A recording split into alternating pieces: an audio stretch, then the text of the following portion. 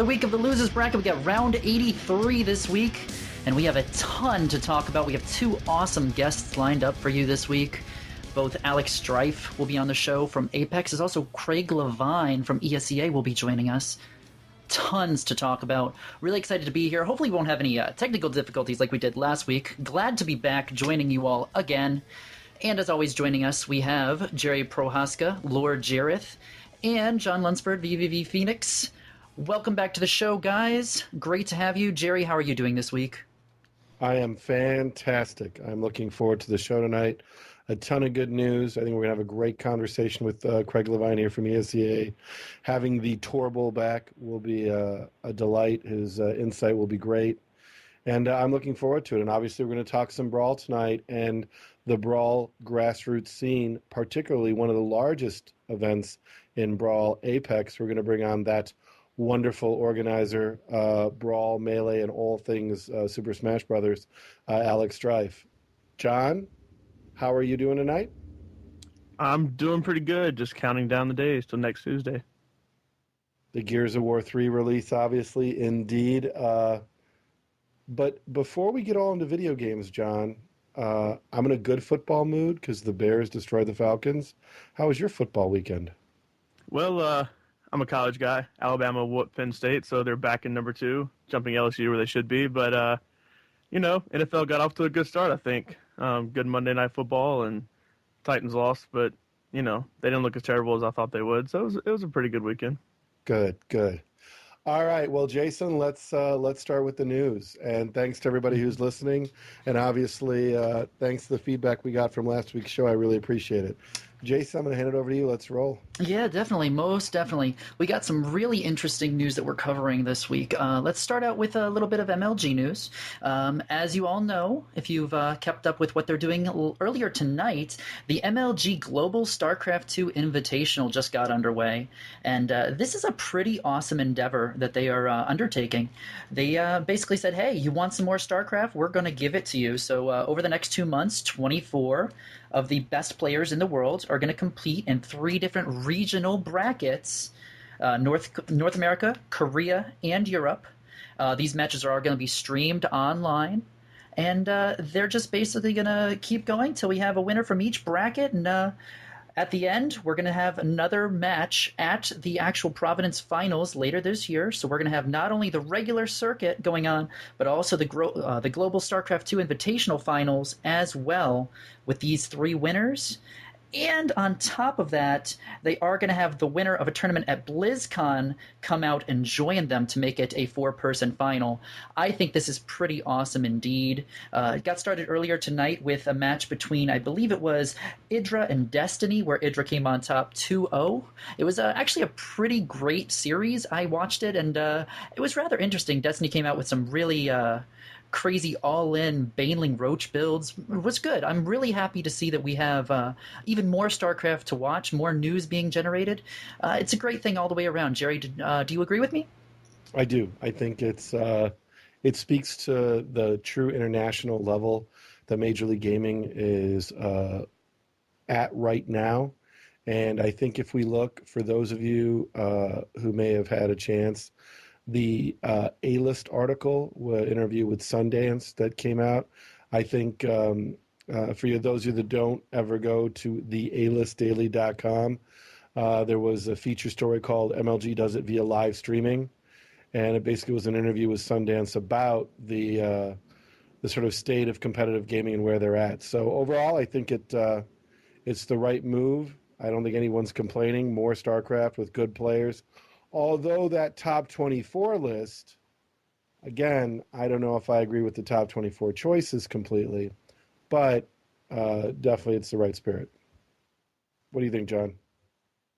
Yeah, and of course I'm sure they sent invites out that weren't accepted, but, I was looking to see 2 people primarily, especially when it comes to North America, Select and Huck, but, I know Huck's in Korea and doing his GSL thing, and I don't know about Select, but they also, talked about wanting to invite the BlizzCon winner, and MVP will be there and will also be playing in this. So since he's obviously the dominant person, is he going to have 2 spots when he ends up winning both of those? You're really giving MVP a lot of credit. Maybe he'll slough off one once he's done done proving himself? I don't know. That's a good question, though. We'll see. Yeah, we'll see. All right, Jason, what else we got? Well, one other really big thing is that MLG just gave a full breakdown on their website of the Modern Warfare 3 multiplayer. Pretty interesting stuff. No more kill streaks in Modern Warfare 3. Instead, they've been replaced by point streaks. They said this was the developers' way of encouraging team play and discouraging lone wolf hunting. Point streaks have been designed to reward different play styles, and there's different actual packages that you can choose depending on what kind of play style you have. I think that's actually a pretty interesting change. Additionally, they added 2 new game types, which were unveiled at XP, if you were watching that, but Team Defender, which requires players to grab the flag and protect the flag carrier to increase a team score. And then there's also Kill Confirmed, which challenges you to collect dog tags from killed players while preventing the other team from collecting yours. Good changes. Could this help out the competitive scene? Jerry, thoughts? I had a really, I'm going to hate to talk about things that you're not all privy to, but I'm going to throw something out there. I had a good talk with Hastro the other day, earlier today, actually, and he brought up a lot of good points about Modern Warfare 3, Activision, the way Modern Warfare is currently viewed and where it's at. It's hard for me to get excited about Modern Warfare at all, the current way it is. And what I mean by that is I'm not satisfied with the level of entertainment I get as a spectator, period.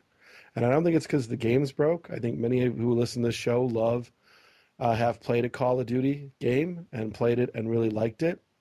But I have to say that if I were to critique it, Hastro did say something I thought was really intelligent. He said, have we ever really considered that maybe the way we're showing Modern Warfare, single screen, first person, is that really the best way to spectate? Is obviously, I think, a fair critique. Now, speaking about this Modern Warfare 3 breakdown that's on the MLG site, I think it's good. I'm very skeptical about Activision. I got to be honest. I see them as running out of ways to kind of cut their game, right? Here's one more version. And so getting rid of airstrikes and saying, this game's designed for our most experienced fans. Well, I don't know if I buy that completely. That's just marketing fluff to me, if you want to know the truth, the way I see it. So good, yeah, but yeah, I would have to say that I think it was better done at the XP event than any other events. And I think it's something we can talk to Craig Levine about later. And it's good to see the breakdown. I would love to see Modern Warfare 3 be entertaining to watch. And this is going to be my primary focus of probably all next season. I think we've got the events where they need to be. Now we need to get the spectators experience where it needs to be. And Modern Warfare as a title is not there yet. So, John, what do you think? Yeah, you talk about the way he mentioned, the way we're watching it, just first person, one screen. The one thing that I always liked, I'm not a Counter-Strike player, and obviously we'll get into Counter-Strike later, but the one thing I always liked was at the beginning of a round when I'm at, an event that has Counter-Strike, you can see the overhead of the map and see where the players are going, which way they're turned, see kind of how their strategies are each round. And that's something as a casual, I don't care about Call of Duty, to be honest, but when I flip over to the stream, I have no idea what's going on. I see one guy running wherever he goes. I have no idea where his teammates are. I have no idea, how the other team's set up. And Gears of War is kind of the same way. You're watching one person and you're not exactly sure how they split. They're going 2-2, 3-1, all four up top, whatever. You don't know how they're doing that. Counter-Strike is really kind of laid out at the beginning of the round where you can kind of pull up and see that. And I think that's one thing, for me at least, that helps that be much more of a spectator-friendly game than a game like Call of Duty, even though it's a lot older. Well, at least 1.6 is a lot older. And so, some of the new game types I actually kind of like. Team Defender, kind of like an oddball from Halo, and Kill Confirmed seemed cool enough, that way I can actually keep people from, I can die 20 times and not all of them count for the other team. But, I'm looking forward to it. But to be honest, it just kind of looked like another Call of Duty to me. No love, John. No love, huh? Not until they change how we view it, right? Yeah, and I think they've made some strides, but just I guess I've been spoiled, like a lot of people, with being able to go to events and watch Counter-Strike live and see how it is compared. So, you know, it's making strides, but I don't think it's there yet. No, I think no one. And if Hastro has a critique, I think it's fair to give that critique credit because he is a prominent member of the console Call of Duty community, and I think that's fair. All right, Jason, what else we got out there? All right. Well, we don't know exactly how Call of Duty is going to turn out. One thing we do know for sure is that the actual team passes, competitor passes for MLG did go on sale tonight. Pretty cool. There's actually something really cool about this, though. If you're a gold member, for the next 24 hours, make sure to purchase your pass. They are doing huge, huge discounts if you're a gold member for the first 24 hours of these passes being on sale. Halo Reach competitor passes, instead of being $280, they're only going to be $210 for the first 24 hours. Call of Duty, instead of being $240, only $180. Starcraft 2, regular price, $70. If you're a gold member, until tomorrow, the price right now is $55. If you have any inkling of going to MLG Orlando, want to have that competitor pass, definitely want to get your gold membership out and go buy those tickets right now. Pretty awesome move on the part of MLG, wouldn't you agree? Jason, look at you giving all that helpful, positive things you need to know. Yeah, I mean, I think it's proving that the gold membership will pay for itself. So that is good news indeed. All right, so why don't we, I don't want to say big organization because things are definitely changing. Why don't we talk about World Cyber Games, specifically the news about what's going on with WCG USA? John, you want to give our audience a little update there? Yeah. So WCG USA, a lot of people have kind of had that, I don't know, disappointed feel from it. But obviously, there's been decisions that have had to have been made, and pretty sure it's Crossfire and League of Legends will be the only teams that will travel to the Grand Finals for Team USA, at least being paid for. And the Starcraft, I think it's two. Craig, correct me if I'm wrong, but it's two Starcraft players and Counter-Strike team will go to Brazil for the Pan Am Games. But all the national finals will be online instead of LAN event like it has been in years past. Yeah, that is correct. I think a lot of people, I think rightfully so, were probably most shocked by WCG's decision to not pay for USA players, North American players, to go to Korea for the World Finals. I don't know if that's, I mean, obviously it's a financial decision based on what is going on in World Cyber Games. However, I think it also makes me wonder why. And I'll put this out for some speculation here from you guys, but theoretically, it would be less expensive to send a StarCraft player than it would a Crossfire team. Now, let me make a note here. I'm biased. It is most likely going to be our StarCraft team, or pardon me, our Crossfire team that is heading to Korea. So this will be their second time in Asia to compete. So for VV Gaming, it's really great. But taking VV out of it for a moment, why not StarCraft? Are we not good enough? I don't know. Maybe I'm just being insecure, but what's the message one's supposed to take as to why they couldn't afford to send one StarCraft player from North America to attend the World Cyber Games? I'll start with you, John. Do you have any idea?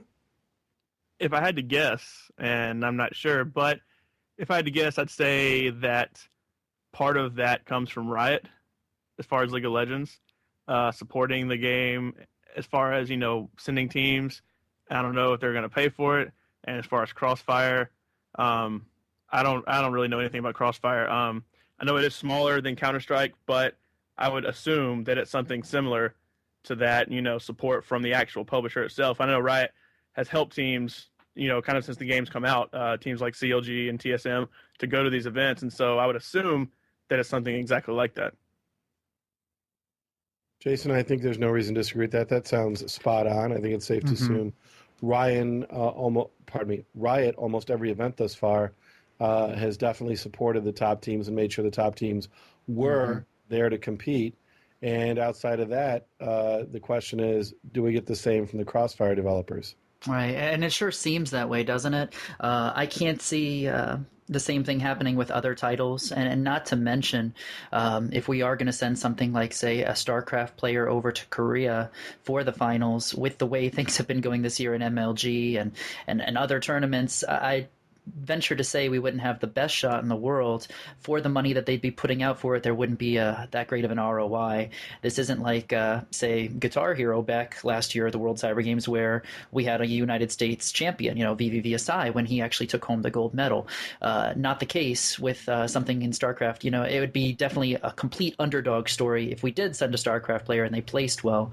So in regards to return on investment, could our Crossfire team do well over there? Sure.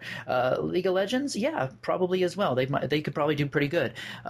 So looking at it from like an ROI standpoint, I can see where the decision was made.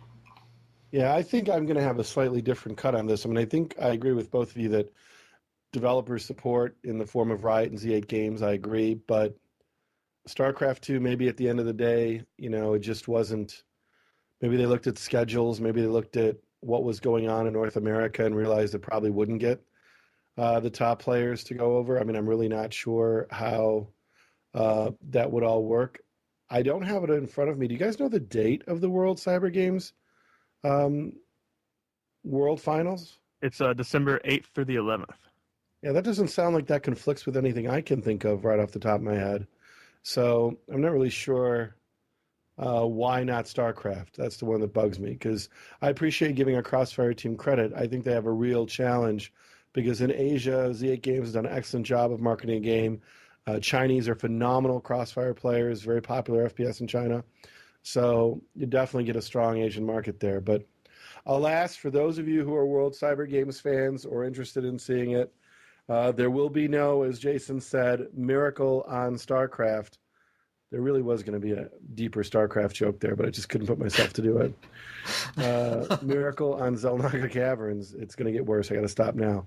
So, yeah, it was not going to happen. You get the Pan Am Games, and that's about as good as it's going to get. But you know what? Why don't we take this opportunity to move over, because I think a lot of people here would like to hear from our first guest, who is Craig Levine from ESEA. Most of you know him because he has been around forever. He was the founder and owner of Team 3D, probably one of the most admired and I would say inspirational organizations. Many people who are in esports look to 3D as a model for the kind of gaming organizations that they wanted to create. And now Craig is owning and running his own league, ESEA, where you're going to see things like StarCraft, Counter-Strike, and Team Fortress 2. And we are happy to have him here. Craig Levine, welcome again to the Losers Bracket. Thanks, man. How you doing? I am fantastic. We are glad to have you here. I know John's got us some questions for you, but we're going to start out by giving our audience an opportunity again to get to know who you are and your amazing tenacity to stick in esports, and you've seen a lot of people come and go, sir. So, Craig, can you give everybody a quick synopsis on when you started your journey in competitive gaming and esports? Seems like so long ago at this point. Probably started back in, always played games competitively, and back in 2001 started organizing events in New York City at a game center called Web2 Zone. Out of there, the same year, we started Team 3D, which, as you mentioned, was a pro gaming organization. We were really the first team outside of Europe and Asia to be sponsored, and we were fully salaried, fully sponsored in the true meaning of those words. We supported Counter-Strike, which is what we were most known for. We had stints with Halo, which the team was went on to become Final Boss. Warcraft 3, a little DOA, some COD 4. So, pretty multifaceted, but most known for Counter-Strike. And started ESEA, or Esports Entertainment, a few years later as a online subscription service and a place to get private video game lessons from pros. And out of that, I've kind of evolved it into a large online community. And most recently, over the past few years, we're now heading into the LAN playoffs for our 9th season of our online league, or our league rather. And for that league this season, we've got about a $67,000 cash prize purse. We do about 2 or 3 of these seasons a year, and the playoffs for each of those invite divisions across Counter-Strike 1.6, Counter-Strike Source, and TF2 are all done in LAN. So that event will be going on in 2 weeks in Dallas, Texas, September 23rd through 25th. Tell us a little bit about that event, Craig. What year is this for that event? We break it into seasons. We do about 3 seasons a year. So we started ESEA League. Oh boy, let's see. Basically the day that Championship Gaming Series went under. So I think that was about 2009. So since then, we kind of grew it organically through entry fees, through relatively small sponsorship contributions, and we'll give out almost $200,000 cash next year, and this year was, I think, just over 150. So definitely some meaningful numbers there. And like I mentioned, we primarily support Counter-Strike 1.6, Source TF2, and we've also tipped our toes into Starcraft 2, so we've been doing some work with that game over the past 2 seasons as well. All right, well, we're going to get some questions for everybody else so I don't monopolize this. Jason, why don't you start out?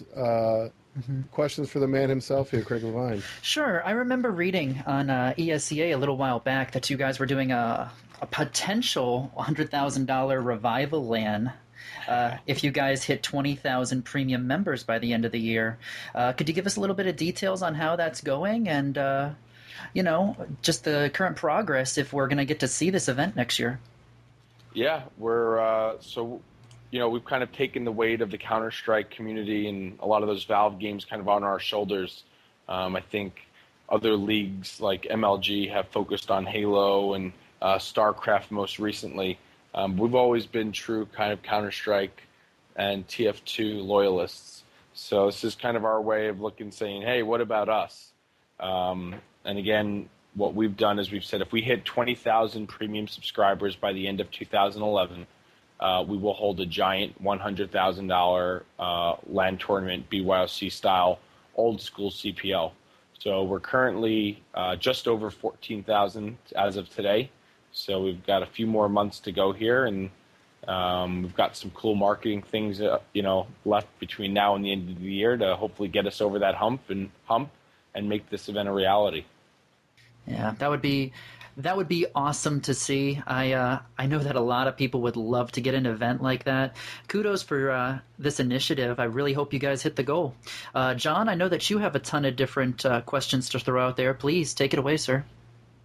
Yeah, I'll start with the actual league itself. So you've talked about, obviously, Counter-Strike, Valve games with TF2 Source and 1.6 have been the focal point of ESEA. However, like you mentioned, you dipped your toes into StarCraft 2.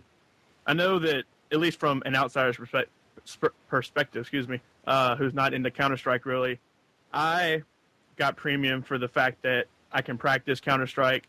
It's a place that there are servers for me to go play in, and also the ability to get involved competitively. It seems like with a game like StarCraft, you don't quite have as many options as you do with Counter-Strike.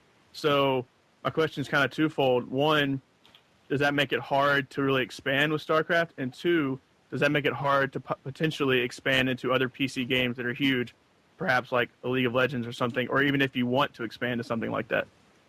Yeah, it's a good question. We're not VC funded. We're not backed by major corporations. We're community funded. And all of that community funding comes through those $6.95 premium subscriptions to what we do. So because of that, our community has always been largely Counter-Strike, and that's why our focus in the league has been Counter-Strike. That being said, we definitely recognize that there's an opportunity to work with other games. That's when we started working with StarCraft. And one thing that we've always done that we've differentiated ourselves is kind of the emphasis on technology, is how do you make a league experience better through ESEA than just playing another league somewhere else. And like you mentioned and pointed out, I mean, we've got a lot more freedom and flexibility to do that in the Valve ecosystem than in the Blizzard ecosystem or even the Riot ecosystem, just by the nature of how the games are structured. But we've still been able to do some pretty innovative things. We've still got a good roadmap of more things that we'd like to do for games like that. But especially with the announcement of CSGO, I think that we largely remain focused on a lot of that first-person shooter market, while certainly looking to continue to grow Starcraft and the whole MOBA genre. Is it a League of Legends? Do we do some work with? Do we do some work with Dota 2? I think it's a really interesting space, and we just got to kind of figure out what's the right place for us in there. So in the future, I mean, do you think there would ever be, outside of, obviously CSGO will probably be a focal point when it comes out, but will there be a space for any other games you think in the future, maybe like a MOBA game or any other FPSs, actually? Other, like, you know, for instance, I think of a game like Quake. It's considered dead to a lot of people once, you know, ESL dropped it from IAM, but then, you know, that's a game that I think you could do some of that with. Are there any other games out there like that you could do it with, or are you even looking to go to a game like that? Yeah, I mean, our system is pretty robust and flexible that it could work with different games. We just haven't taken it there. And, you know, there's a lot of, we kind of go, we call an inch wide and a mile deep. So we work with a few games, but go really deep into that game experience to really enhance it beyond what you get out of the box. And there's a good amount of work that goes into it. Uh-oh, did we lose him? I think so. Sounds like it. We'll have to bring him back. We will bring Craig Levine back here in one moment. Meanwhile, John, we should, he's restarted. I think he's back. Craig, you back? Yeah, good game internet. No problem at all. You were in the midst of giving us a phenomenal answer, so please continue. I don't remember exactly where it was, but I was just saying that, you know, there's a lot of different things that we've got to evaluate when we decide what game we're going to go into, because it's not just a matter of creating some standings and throwing up a prize purse. Again, we try to differentiate ourselves and do something different, but there are other games that we've looked at. A game like Quake is just, to be honest with you, the usage numbers just aren't there. But I think that the MOBA genre has made a really compelling stand. The community's shown some incredible support for it, and it's definitely a genre that we're, you know, looking at. John, I'm going to jump in real quick. I want to say one thing, Craig. When you're saying the community is showing support for it, Craig, and I think a lot of times a lot of people, that means different things to different people. How do you measure the kind of positive community support that you think makes that kind of difference? Just talking specifically, for example, about Starcraft or League of Legends or Dota 2 or even Han for that matter. You know, when I say community support there, I'm directly referring to viewership numbers. I mean, the viewership numbers, I'm sure you guys spoke about it from the Dota 2 Invitational, were mind-blowing. The League of Legends viewership numbers from DreamHack were incredibly impressive. Starcraft consistently draws, you know, some significant numbers despite all the content that's out there for it. So when I, you know, refer to community support, it's the willingness of the community as either a participant or a spectator to get involved with that experience. Excellent. Thank you. John, I'll give it right back to you. Go ahead. All right. Well, we kind of talked about Counter-Strike Global Offensive now, so why don't we just jump headfirst into that, get a little update on the game. Obviously, you've been out to play it and see what it's all about. So, you know, we talked about before the Kotaku article that came out, you know, making sure it's not a Counter-Strike 2. What are your impressions of the game when it comes to the next evolution of Counter-Strike? You know, when we were out there at Valve, I mean, they were very clear this isn't Counter-Strike 2, and a lot of what was referred to and referenced in the Kotaku article, I think, is consistent with what we heard of saying, you know, to call something Counter-Strike 2 puts some insane expectations on the game. That being said, you know, they're relaunching Counter-Strike, and I think it's more of a way to breathe life back into the community, an opportunity to maybe unite the 1.6 and Source communities behind one newer game title, so it stays in the esports scene, because there's no doubt that it was losing some traction with those other games that we were talking about. And I think also strategically it serves a larger purpose of bringing the Steam platform onto Xbox, by introducing Counter-Strike to a whole new community. And I don't have any problems with that. They've talked about adding a casual mode and a competitive mode, and they've had a very consistent and very sincere efforts to make sure that the competitive community has its opportunity to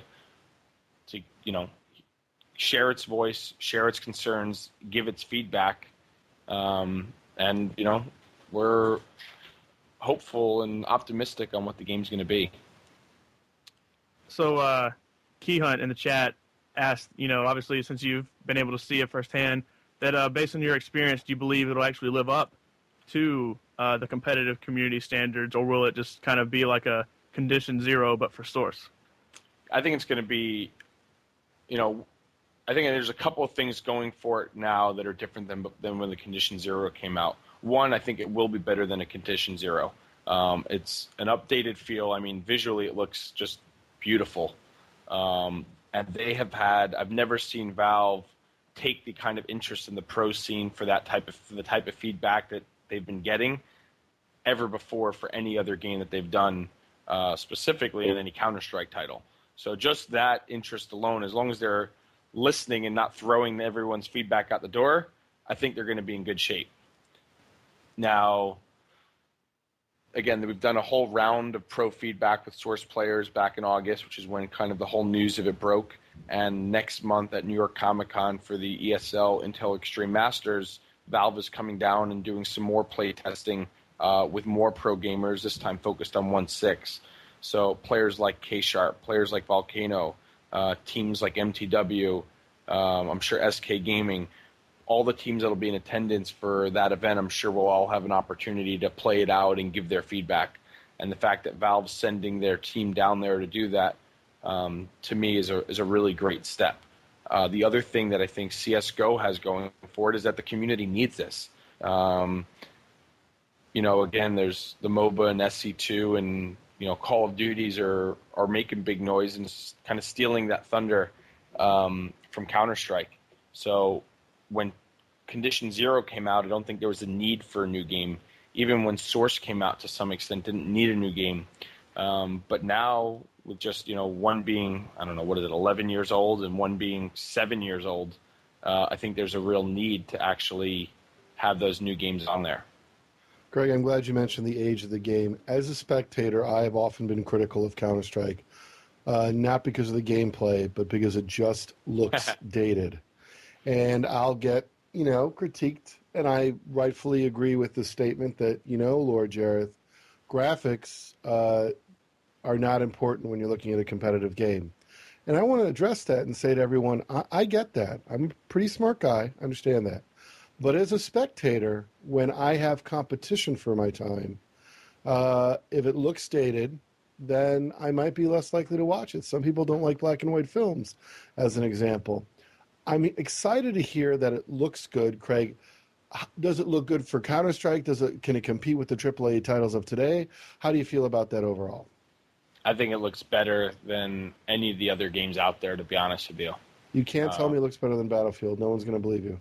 I won't say Battlefield 3. I mean, those are just resource whores. But I think that the movement of it is on par with some of the new Call of Duty stuff that you've seen in terms of graphics. I don't really want to draw parallels to other games, but I totally agree with you. I mean, when you look at the older games like 1.6 and even Source, then they're like monkey crawling. They're not really walking. I mean, these animations are smooth. These maps are beautiful. The player models are unbelievably detailed. It just looks really, really good. That is good to hear. And everyone that was there had the exact same kind of wow reaction to the visual aspect of it. And, they say you eat, in food, you eat first with your eyes. And I think a lot of it's true with entertainment also. I think that's a great point, Craig. Craig, say that I am an esports fan of the last couple of years, and I've watched Halo, and I've now been caught up in Starcraft, and I know that 1.6 has a long history. Talk to me and tell me what will I like about Counter-Strike? Why was it so popular? I'm so happy you asked this. Oh, yeah, but I think it's a really important question. I think there's so many people, that say, oh, Counter-Strike. And I think one of the things John mentioned earlier about what I love, the first time I watched Counter-Strike was in Europe, and I got it right away, and I've been critical about its looks and other things, but I think it's really important, Craig, from someone who I know is probably one of the best ambassadors for Counter-Strike. Why should I watch the game? Why is it better than the rest? Why do you love it? I think there's about 3 elements that differentiate it from anything else that's out there. One is skill. There's no other game out there, first-person shooter, I don't want to get into a Starcraft debate, that requires as much skill, raw skill of aiming as Counter-Strike. The idea of a headshot, I think, is something that a lot of other games kind of shied away from. And interestingly enough, in the Kotaku article that you referenced earlier, the development team there for CSGO recognizes that. And that's one of the biggest things. So when you watch someone, this might make, I think it was Jason or John upset, but I don't watch college football. The reason is because they're not the best. I watch the NFL because they're the best. When I watch a game of Counter-Strike, you're watching the most skilled gamers with that skill set. So number one is I think it requires the most skill, and I think Craig, that's something. Craig, Yep. I got to ask, because I'm thinking now about a Call of Duty player who's thinking, what do you mean? How does it require more skill? I mean, I point and I shoot. What makes it harder in Counter-Strike? Sure. It's the motion and the coordination of aiming, the way that the hitboxes are set up mechanically on it. It's less forgiving for kind of that, the general just spray that you see in a lot of other games. And I'm going to be interesting to see how they port that over to the console side of it. But the idea of skill is something that I don't think you see in other games as much as you see in Counter-Strike. So skill is number one of why Counter-Strike stands out. The second reason, in my opinion, is the strategy behind it. The maps and the money system that go into it were just so brilliant. You've got a 15-round game, a search and destroy mode, for lack of a better word. But you've got to be careful how you spend every dollar in every round over those 30 rounds to make sure you're not jeopardizing your ability to win the next. And that's something that you don't get in a Call of Duty or a Halo or a Battlefield. And I think it was so brilliantly done, almost naively and by accident in a way, that sets it apart and adds a whole nother level of strategy beyond the in-game tactics of 3 go this way, 2 go this way, throw the grenade here and so on. So I think those 2 elements combined are what separates Counter-Strike, in my opinion, as the best first-person shooter, and I'll make the case of the best esports title out there. I think that's well said. So, as I imagine a Call of Duty player out there who goes, okay, I'm going to want to pick up this and take a look at it to see what you're meaning. And I think to console players, the only game that I can think of that had that kind of money system is Shadowrun, for those of you who may have been a Shadowrun fan. But one of the things that I liked about Shadowrun for being a console game is it borrowed this element from Counter-Strike about having to manage your resources round to round based on your performance. So I think that is something exciting. So Craig, those elements that you love, you feel very comfortable are there and present in Global Offensive, right? Yeah, I mean, they've tried to tweak some of it to kind of put their own twist on it. And, those are just, I think, attempts that they made to try to spice things up. But I think so many elements of things like the money system, for example, they kind of tweaked it a little bit in CSGO. But after the pro meeting and all the feedback that they got, I'm willing to bet that the next time we see it, the money system's different than what they'd originally presented to everyone. And I think that they understand and recognize what Counter-Strike is and what's made it that. And I think those are the core attributes that are going to remain consistent, from game to game and even moving forward into CSGO. So looking at Counter-Strike globally, because you are probably the smartest man in North America when it comes to what's going on in Counter-Strike. Obviously, Team EG still has, I would argue, one of the top Counter-Strike teams out there. For someone who wanted to learn about the global scene. Now, if you want to learn about the North American scene, I think ESEA is not only the best spot to go for that, I would say it's the only one worth a damn, and you can quote me on that. But globally, where are the powerhouses who are doing well? And if you could touch on teams like from the Ukraine, Navi, and others, where is Counter-Strike globally right now? I think globally it's Europe is ahead of where it is in the U.S. I think during the Team 3D heyday, us and Complexity were really the only team that could compete on the global level. And I think over the years, the U.S., North America have kind of fallen behind. And you look now, it used to be dominated by Swedes, and now it's dominated, still the Scandinavian teams, but like you mentioned, teams like Navi, which are from the Ukraine, are, arguably some of the best teams. I think it's great because you've got teams like SK Gaming that were legendary in the 2000s, or 2004, 2002, that kind of time period, now re-emerging as a powerhouse. Team like Fnatic up until this year had been dominating the scene. They've lost some players and had some roster moves that I think have taken them off of that throne. But there's a lot of really good teams. The game's very highly developed. I think there's a lot of interesting teams going into an event where you go, hey, any one of these, 5 teams can make a legitimate shot at winning, and not because of some random luck factor. Sites like hltv.org are great news sites to read up on a lot of the global content that's happening. And internationally, you've got groups like ESL running tournaments. They're Intel Extreme Masters. Counter-Strike's one of the featured titles. And, World Cyber Games, although you touched on that before. And ESWC, we'll see what they actually end up doing this year as well. Counter-Strike is one of their listed games, but I don't think anyone, everyone kind of takes that with a grain of salt these days. Yeah, I think they're definitely in trouble. But sticking to this Counter-Strike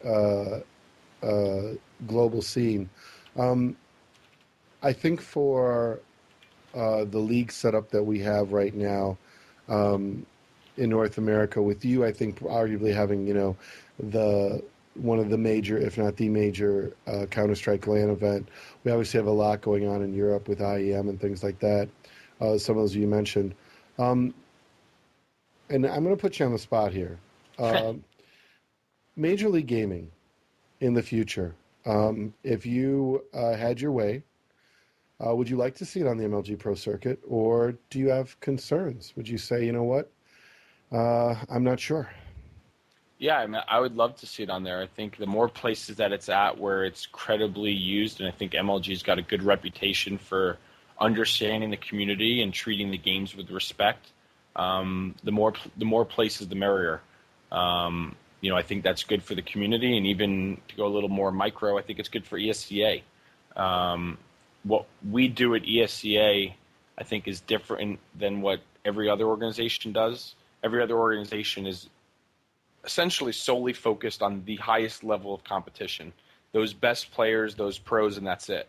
What we do at ESEA is we absolutely cater to that, and we absolutely want to put on the best events with the best talent and the best shows for fans.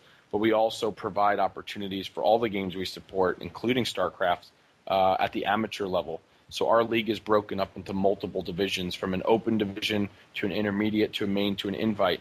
So if you're just a casual player, you have a ladder of how you could progress to become that pro, versus it being this kind of nebulous of, oh my God, the MLG Global Starcraft Challenge, there's no way I'd ever get invited to that. We provide people an opportunity to play year in, year out against people that are the similar skill, similar mindset, and progress their way through. And I think that's an area that's largely been neglected still by a lot of other groups. So that's our niche, and we'd love to see MLG or anyone else step up in a credible way and support Counter-Strike. You are a well-spoken man, Craig. I think that's one of the things I respect about you is you really are passionate about what's best for the game and the community. I think that's fantastic. And I share with you that feeling that the amateur gamer that wants to compete needs a home, and I really respect the fact you do that. I know your time is valuable, and I can see the clock here ticking, but I want to ask one final question before you go, and it's a broad one. There's a lot of hype right now about esports. We're seeing it Wall Street Journal, Forbes, all kinds of great places. There's some cautionary indicators like what's happened to World Cyber Games USA. And I know you have lived through boom times and bust times here. What's your take, going at the years of experience you've seen, about where we are right now? Are we better? And I believe we are, but I'm willing to be educated. I believe we're better off than the boom times from before with a lot of lessons learned. And I feel that we have technology on our side. But I want to hear it from you. What do you think? I think we're better. I don't think we're light years ahead. I mean, I look back to where we were in, 2003, 2004 maybe, and with Team 3D, for example, we did live interviews on CNN. We were on the ABC Nightly News. We were on the front page of Wall Street Journals. We were in New York Times. We were all over the place. There was a lot of media coverage. And I think, so the idea of it kind of being forefront and getting this attention, to me, isn't anything new. It's something that seems to just go in cycles. I think the stories that's being told now is a little different, and that's why I think we're better off now than we were then. I think years past, it was kind of a novelty, human interest stories of look at these guys making money playing games, whereas now I think a lot of the media attention is like, hey, we covered these guys years ago, but these are real numbers that these events are drawing. These are real numbers that these live streams are drawing. And I think now it's viewed as a more credible entertainment source. And I think a lot of that, like you mentioned, Jerry, is absolutely right. It's technology. Every major media company out there is rushing online, and gaming is ahead of its time. Companies like Justin TV and Twitch, and Ustream make it so easy for people to broadcast and for the content to get out there and to watch high quality games. So the barrier to entry is so much lower, and now we've got an opportunity to do it. And again, you look at some of the viewership numbers that have been pulled in over the last couple of months, 6 months, and they're pretty indisputable in my opinion. So I think overall we're better off, but I don't think we're further ahead. I think we're at the same point, but we're at the same point with better reasons. I don't know if that makes sense. No, it absolutely does make sense. I thought that was really well said, Craig. I think you're absolutely right. And I'm more optimistic that the way we are conducting the business, utilizing streams, players understanding the value of streaming and generating content, I think we've got a few things in place that are a lot better. And you bring up a really good point, one that I really hadn't considered, and that is that the media this time is definitely covering it in a much more serious manner, saying, wow, this is really happening and it's really popular. And I think key personalities are doing a good job of representing various aspects of competitive gaming in various areas. I know I said final question, but what's the future ESEA? And I want to give you an opportunity to give any shout outs. I noticed from ESEA, you've got a couple new sponsors, so please feel free to talk about them. And then I promise we will let you go, sir. No problem. I think we lost Craig at that moment. It was like he was like, no, you're not getting it. That was great. It was like, you know what? I really don't feel like talking about this, so click. You know what? I thank you for, I couldn't possibly allow myself to promote my organization that I've worked so hard to build. Yeah, we lost you. We lost Craig again. So we'll wait for him here to see if the call reconnects. Hopefully it does. That was perfect timing. That was really good. And it's always a pleasure to have him on. It really is. He's so outspoken. Welcome back, Craig. Sorry about that. Dramatic entrances and exits. No, we're about to talk about ESEA and your sponsors, and you went, you know what, I'm not going to bother. But no, sir, the floor is yours. Tell us what's coming up, and tell us about your new sponsors. Our big push now is obviously the $100,000 Revival LAN. Kind of our race to 20,000 premium subscribers. Again, we're at about a little over 14,000 now, so we're approaching it. And our big push is, continuing to do what we do with each of the different games, grow the league. Our next season, which should get announced in the next day or two, I think is going to have a significant prize increase in our opinions from what we've had from even this season where we're doing 67,000. So that's exciting for us. And that's done through the support of obviously the community and also through sponsors. So we've got a great new relationship with BenQ and Zoe. BenQ, of course, is the monitor maker. They've got an unbelievable product out there. It's a 120 hertz gaming monitor that was actually designed with Hedon and Spawn, who are two Counter-Strike gods. They're more than legends. So it's interesting to have a product out there that was designed for us, and having the opportunity to use it is awesome for us. And Zoe, is a peripheral manufacturer, so mice, keyboards, mouse pads, similar to like a SteelSeries does, and without their support, just like the support of the VVV. And with that, sir, I want to thank you again so much for your time. I think we want to give you one final opportunity to plug those memberships. If I wanted to become a premium member, once again, how much is it going to cost me? I go to your website. I can create an account. Walk me through real quick what I would have to do and what kind of forms of payment you accept. Yeah, we've actually focused a lot on simplifying that whole process. So if you just go to ESEA.net, it's a very simple checklist. Get yourself signed up. We've got payments through $6.95 a month, PayPal, Google Checkout, credit cards, cash in the mail, money orders. However you could get it to us, we'll take it. And it's a real easy process, and we've tried to make the community more open to new members as we have this quest that we're marching towards. Well, Craig, I want to wish you the best of luck. I want to encourage anyone who's listening. As Craig said, ESEA.net. There is a great checklist on the right side of the site. You'll generally get 3 columns once you get in, and it'll be a little checklist. Create an account, subscribe to Premium, download the ESEA client, get set up, and it's really designed to allow you to get in game quickly. So if those of you who want to prepare for the release of the new Counter-Strike Global Offensive, ESEA is a great place to meet North America's best players, and I wish you the best of luck, Craig, and I look forward to having you back on the show as things in the Counter-Strike world develop. Absolutely. It's always great to be here. I got the utmost respect for what you guys do with VVV and podcasts, and really enjoy listening to it. So glad to be a part of it whenever we can. Thank you so much, Craig. You have a great evening. Thanks, guys. Take care. Take care. So, John, you finally got to talk to Craig and ask your questions. Good questions, John. Thank you. Yeah, it a lot of information. I've been wondering on some of the WCG stuff and some of the ESEA stuff, and good talking to him. It's just always great to talk to him because he's so knowledgeable, so straightforward. A man who has seen a lot and been around a lot, and it's just really good and great to have him around.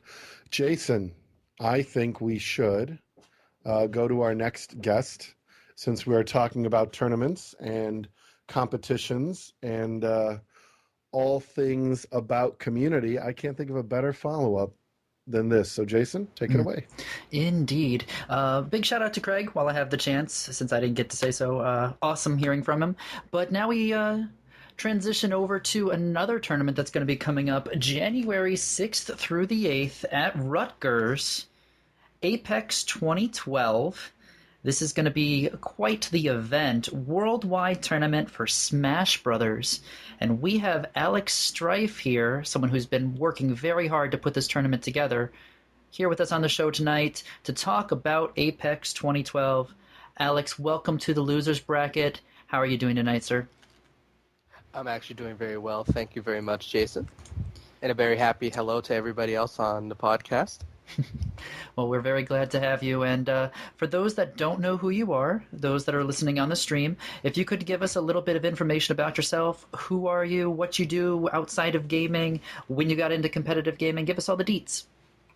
Oh, wow. Well, first I got to start off in 2000. I decided to get into competitive gaming. I was in, I believe, my second year of high school, so I believe I was a sophomore. So I started playing Halo. That's how I started, and I started really getting into it. I didn't start getting into going to events actually until 2002, which I started at Fordham University, and from there, I decided I wanted to run events. I just thought it would be cool, and I started my own anime video game club, which is still there today.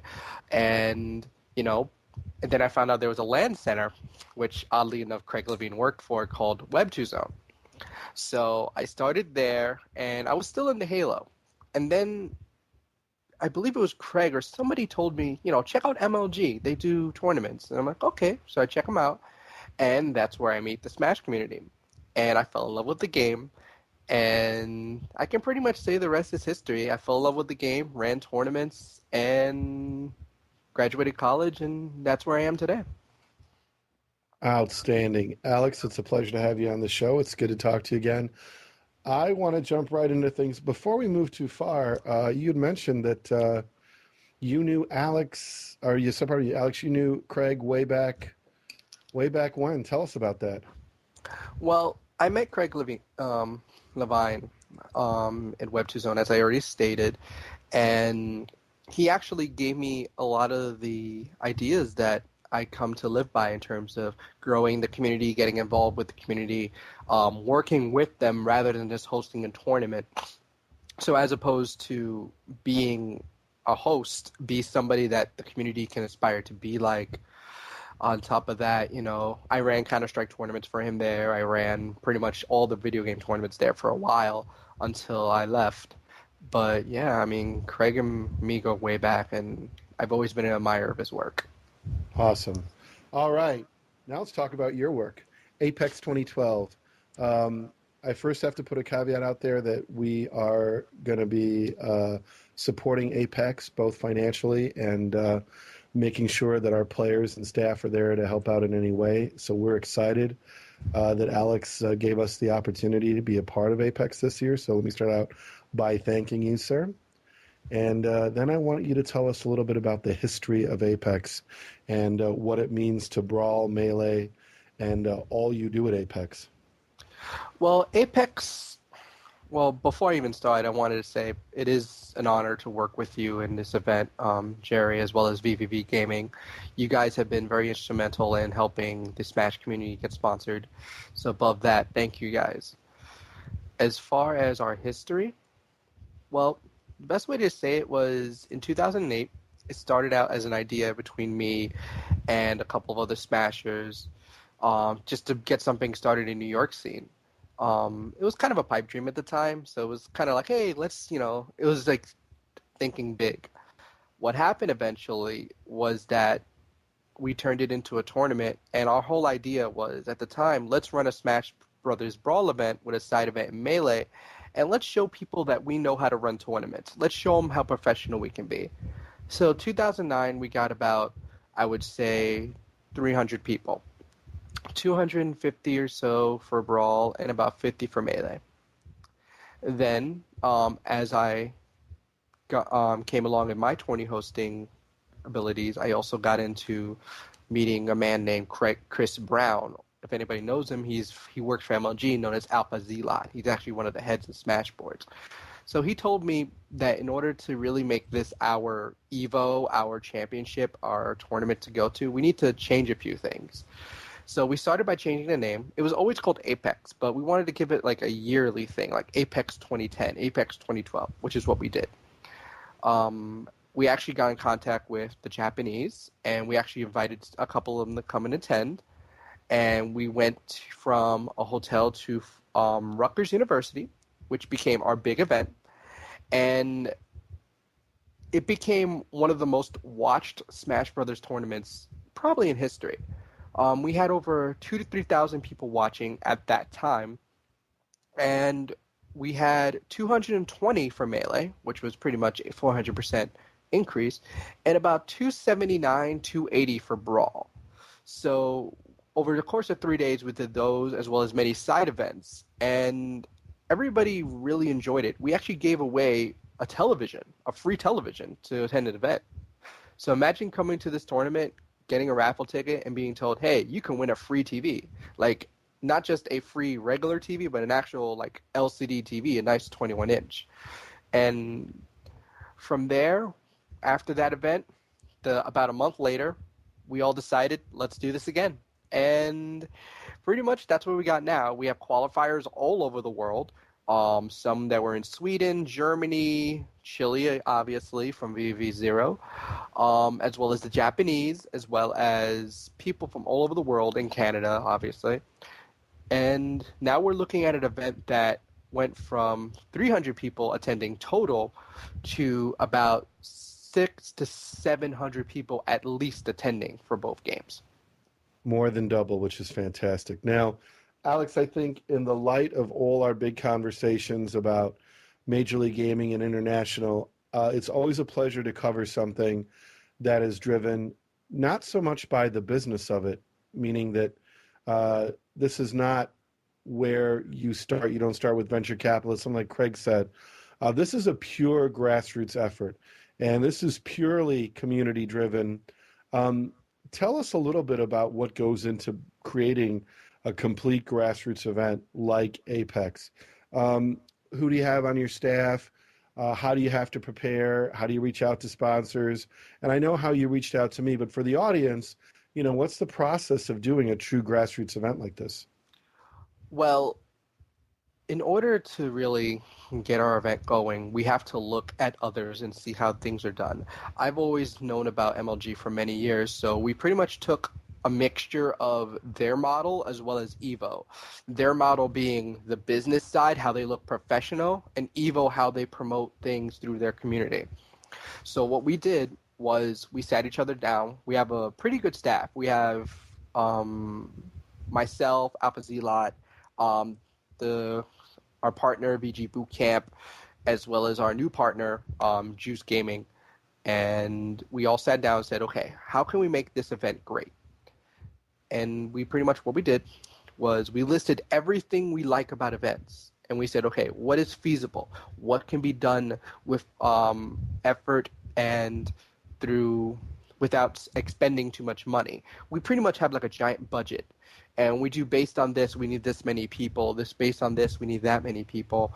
And it's really time consuming. I mean, we have meetings pretty much every Tuesday at 9 o'clock, and we discuss what we're doing. And we're currently on our 10th, 15th meeting. I don't even remember. We've had so many meetings. But we've pretty much worked our tail off. And our staff is committed to making Apex not just a Smash tournament, but a Smash event where we're going to have not only just tournaments, but an artist alley for people to purchase artwork, commissions, or just buy stuff for their controllers or arcade sticks, which I'll get into in a sec. Or we also have giveaways, not just the TV, but we're giving away probably 2 or 3 3DSs. We're giving away artwork. We're giving away posters, maybe a laptop, to just the general feel of the event, where we're going to have a stage, a theater-sized projector. And if anybody's been to Apex, they'll know that there's literally a theater-sized projector in one of the rooms that we're using for all the events. So, in general, it's just a lot of work. I was going to say, it sounds like it's going to be awesome. I was going to ask, let's talk a little bit about if you're somebody who is interested in sort of following Brawl and what's going on. Now, you've got something you're launching called the Road to Apex, the online edition, so to speak. Tell everybody a little bit about that and how that affects what goes on at Apex. Well, the Road to Apex Online Edition is sponsored by VVV Gaming, as well as Apex and all this Brawl. What it is a qualifier for the online community. Many people on the Wi-Fi community, which is what we call them in Smash, don't really have the financial ability to make it to some of our events. So what we did was we said, okay, let's give them a chance to attend this event. We're providing a stipend for the top 3 players. The winners would receive, first place would get $300, the runner-up getting $150, and third place getting $50. And what that does is it helps those players who are really good at online be able to travel. And for people that are new, this can also give them the opportunity to try to, get involved, because not only are we giving away stipends, we're giving away what we call seeding points. Seeding points, obviously, if you follow MLG or any other or Evolution, you'll notice that they give points to the top 8 of their events. And what we do is we give the top 8 of singles as well as the top 8 of doubles seeding points. And it helps bring our community more together, which is what the main goal of Apex is. It's not just let's throw a tournament. It's let's bring everybody together to have a great time and a great experience. I want to learn a little bit more about if I were somebody who wanted to learn about the Brawl scene, where's a great place for me to start? What are some of the things, a person who wants to follow the scene, what are some of the resources available for me to learn who are the top players, where to be in watching Brawl and Melee? Well, we have 2 really great sites. We have our All Is Brawl site, which is allisbrawl.com, where you can get featured articles as well as blogs from various players, as well as it just tells you also tournaments and tournament results. It actually gives you a lot of information. Our main source of communication is also smashboards.com. If you go to Smashboards, that has all the information right down to where you play. Say, for example, you're from New York and you want to find people in your area. We have a regional area where you can discuss, write a thread saying, hey, I'm from New York, who plays Melee, Brawl, whatever. And everybody will work to help each other to get that person, a good experience. So those are our 2 main sites. Obviously, ApexSmash.com, if you ever want to get information generally on Apex, is another site. And also GenesisDBR.com also gives some great insight as well as blogs on the daily life of the West Coast scene. But those are, the 2 main sites are All Is Brawl and Smashboards. And I always recommend anybody who's interested, just give them a look, and they have some really good features. Alex, I know your time is valuable getting ready, and I want to give you an opportunity to give us any shout-outs, any people on your staff, anything upcoming that you want to highlight before we let you go, sir. Actually, I do want to highlight a few things. As I said, Juice Gaming is one of our partners now, and with that, we actually can announce officially that we are going to be running tournaments in Pokemon, Black and White. Also, we're going to be doing Street Fighter, as well as Marvel's Capcom. Whatever the newest version is, obviously. And those events are going to be streamed by a very famous streamer called Jaxel. If you don't know him, he's part of 8wayrun.com. So he's going to be streaming that.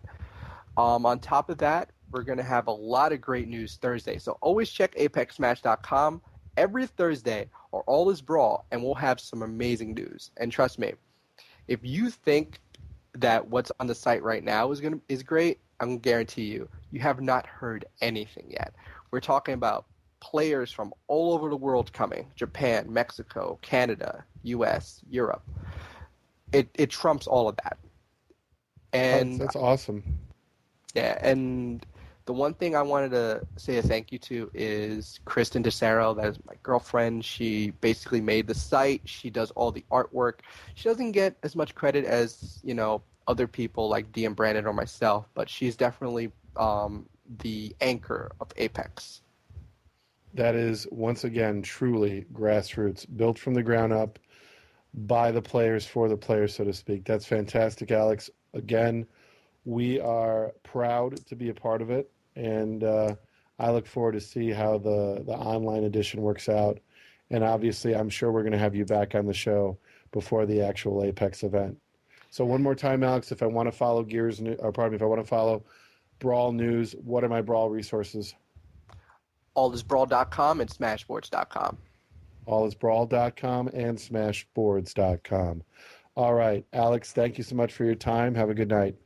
You too. Take care, guys. Thank you for everything. Take care. Brawl, brawl, brawl. For such a passionate community, it's interesting to see how this entire network, this passion for the game, lives and gets organized. I think Brawl is fascinating. There's always something to learn about Brawl, especially since they're so passionate and connected to their grassroots endeavors. I think it's a really cool scene. Yeah, I have to agree with you there. And to be fair, when it was on the MLG circuit last year, the hype that would just emanate from the Smash Brothers area of the venue, It was thrilling. Like being there, getting to see it live, there is just this fun atmosphere that is developed during a Smash Brothers event. So kudos to them for running this tournament. I want to see if I can make it out there to Apex. That sounds like it's going to be one hell of a time. Yep. And again, he gave you Smashboards and allsbrawl.com. For those of you out there who use Twitter, you can follow Apex at Apex_series. Once again, their Twitter is Apex_series, and you can learn all about what is happening, updates from the event, and all that. So definitely something you want to follow. We're just proud to be a part of it. I mean, Brawl is a phenomenal community. Melee, I mean, I think it's great. They're adding Pokemon. They're adding Black and White. Those is really great news. So it's always good to see grassroots events growing, especially when it's so homegrown. All right, we're going to leave grassroots, and we're going to go to VV's roots, and we're going to talk a little bit about Gears of War. John, what plans do you have for Gears of War? What do we got out there? What's Scout Nation doing? What events? What's going on for Gears of War? Talk to me, John. Well, as a lot of the Gears of War player know and the community knows, Scout Nation has a tournament coming the first 2 weekends. It's all completely organized by Zach, Zista2K7, who I've worked with for years. He knows everything about tournaments, and he started an event up, and we sold out 100, well, not sold out because it's free, but registered out 128 passes within 24 hours, and then sold out another 64 waiting list passes in the next 12 hours after that. So we're pretty much full on that, and we don't want to expand it because we're trying to keep everything the weekend. We know school's going on, work's going on, stuff like that, but we did want to have this kind of first big launch tournament for good content, good competition, kind of let people play the game. We don't want to change a lot of stuff. That's a big issue with Gears of War is, what do you want to change? What are we taking out of the game? How can we immediately change it the minute it comes out of the box? And we're like, hold on. Let's actually see what the game is like first before we change every single thing in it. So we're going to try and, leave it the way it is. Obviously, there's some things that'll have to go and change, but, try to keep it the way the game was made and see how that plays, and hopefully, be able to build off that for future tournaments from us, future tournaments from other organizations, and, of course, MLG to kind of see how things go. So, a lot of good news coming up. We have some good casters to help broadcast the event, and we're going to work, try and stream it like our first event. And, things are going pretty good. I'm surprised we sold out, almost 200 passes in under 2 days. So, I can tell there's a lot of support behind Gears of War, so I'm looking forward to see what we can do in the future and how this tournament goes. That is most awesome. Let's talk about two things coming onto the Gears of War. What do you think when you say some things will have to change? Of course, there's a lot of conversation in the community. Some people who were able to attend the MLG event got a chance to talk to some of the Gears developers, and the idea, the perspective that, one thing that's going to help Gears of War is to play the game the way it comes out of the box, minimize the changes to make it much easier for all Gears players to be involved in play.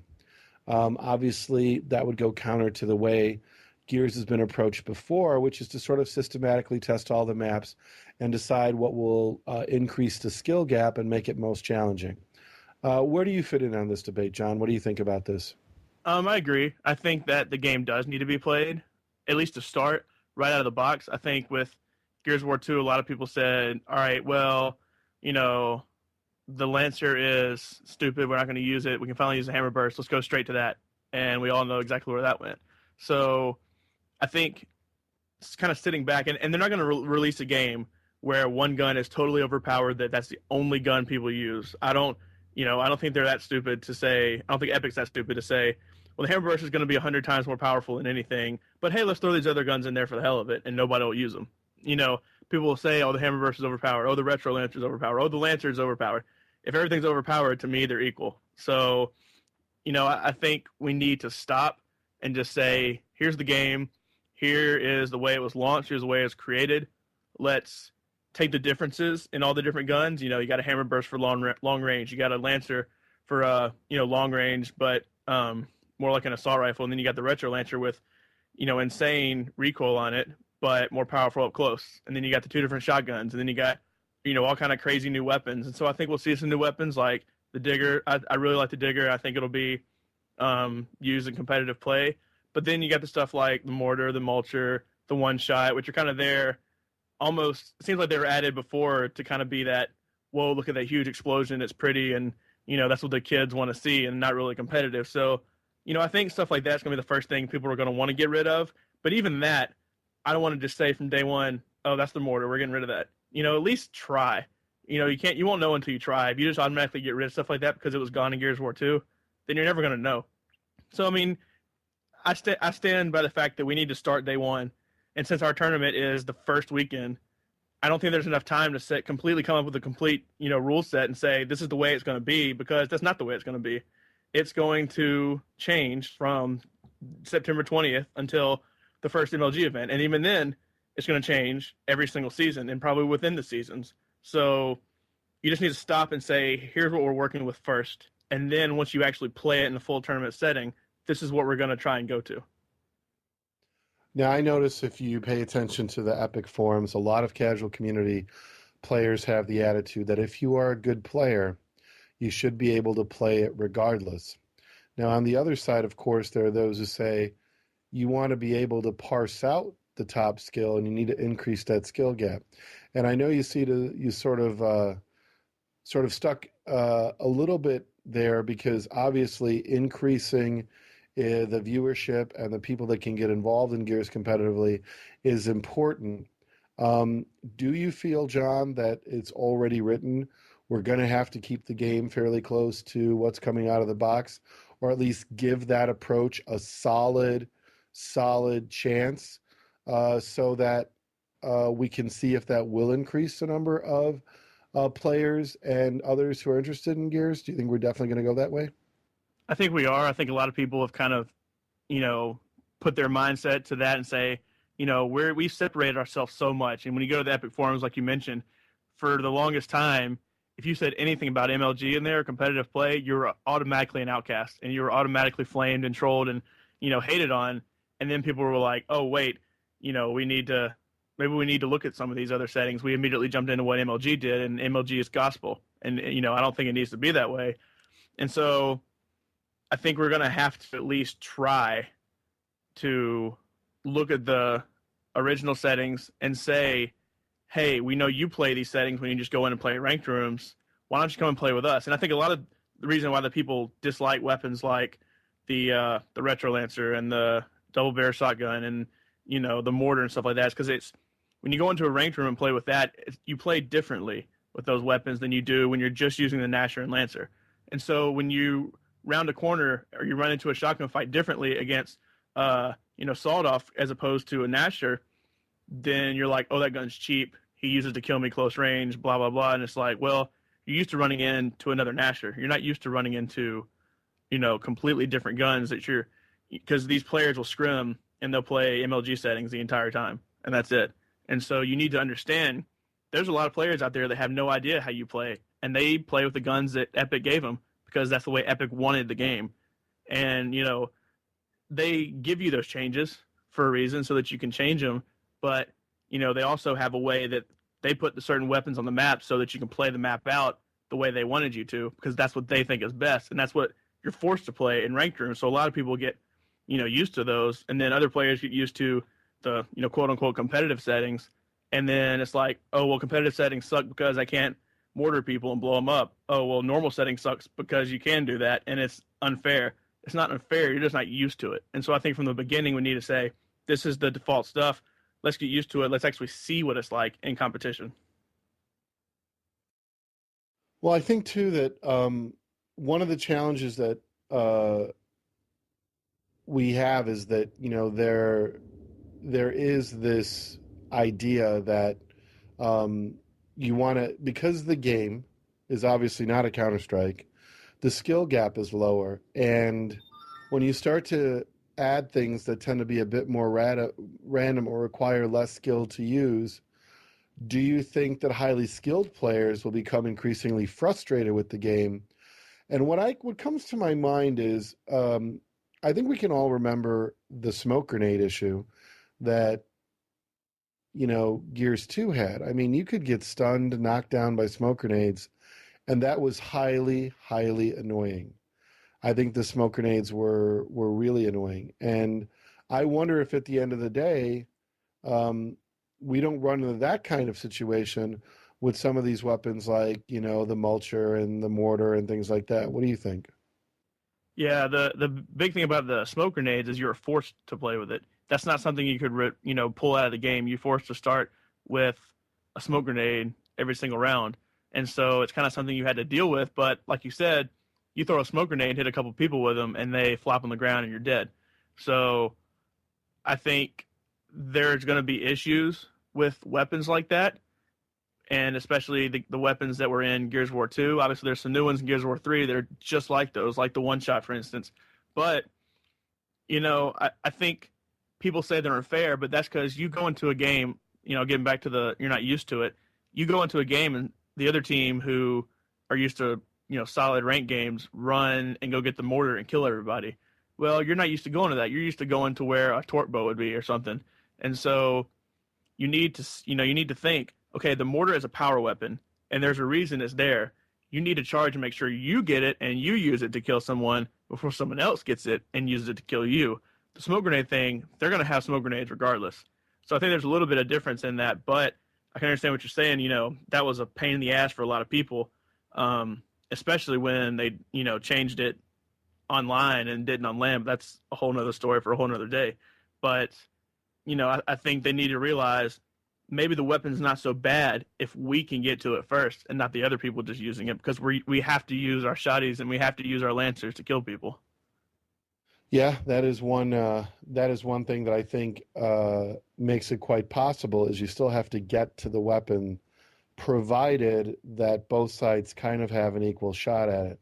I mean, I think it's always going to be challenging no matter what, and I think it's a good idea for Gal Nation to hold a tournament with it right out of the box, get everybody a chance to play it, and that way there's a stream, we're capturing some of it.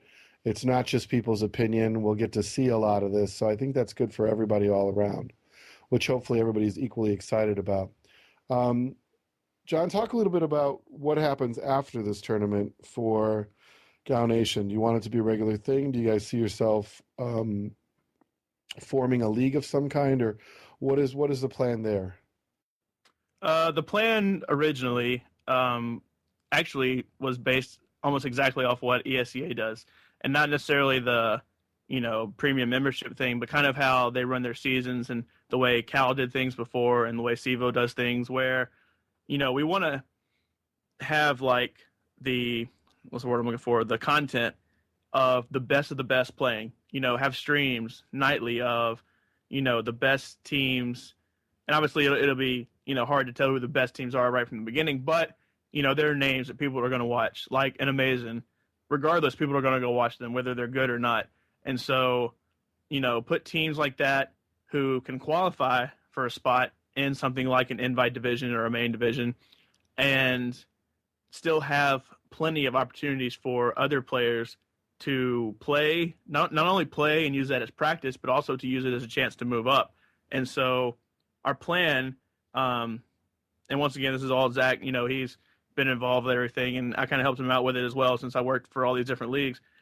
But our plan was to take this launch tournament and say, some of the teams that finish, we haven't really decided yet, but finish in a certain group, like top 4, top 6, something like that, and then have a couple other tournaments to qualify people for kind of an invite league, so that you have constant content and constant matches played all the time. Stream the matches, write news about it, and then also have open tournaments weekly so that people can, almost kind of like what Apex is doing. They have their qualifiers and they have seeding points, stuff like that. You earn those, and then once you get to the end of the season, you have playoffs, and people move up, people move down, kind of like those leagues have done. So the end result is to kind of move into that style. Obviously, when the game comes out, we just want to have a tournament to more test things than anything. But then once we get past that, the idea was to go to a season with a league, more like play Tuesday and Thursday, kind of like people who played Gears of War originally, the original MLG tournaments were, play kind of like an extended group play, and then have playoffs at the end, and then also have stuff for all teams to play, and then have stuff for some of the, teams that qualified and some of the top teams that we'll learn later on down the line.